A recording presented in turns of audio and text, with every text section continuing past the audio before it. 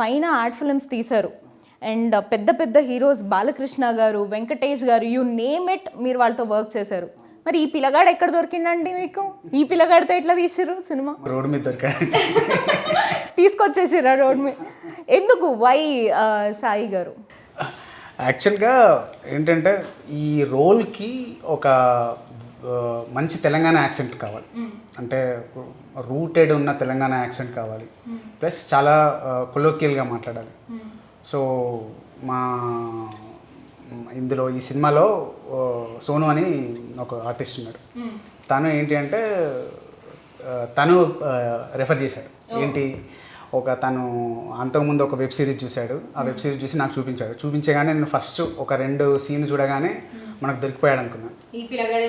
మన పిల్లగాడని సెట్ అయిపోయింది. ఓకే, పిల్లగా తర్వాత మళ్ళీ ఇందులో కూడా పైలం పిల్లగా మొత్తం మీ మీదే ఉండేటట్టు చూసుకుంటున్నారా స్టోరీస్ అన్నీ?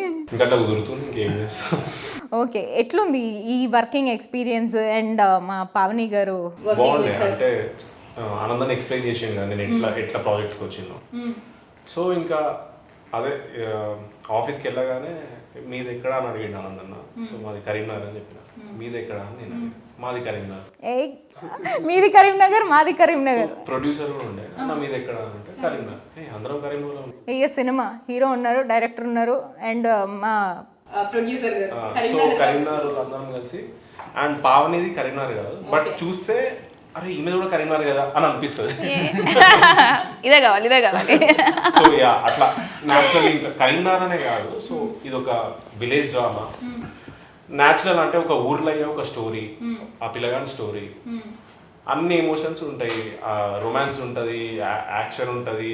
హీరో గారు రొమాన్స్ గురించి ఫస్ట్ చెప్తారు. సో కామెడీ ఉంటుంది.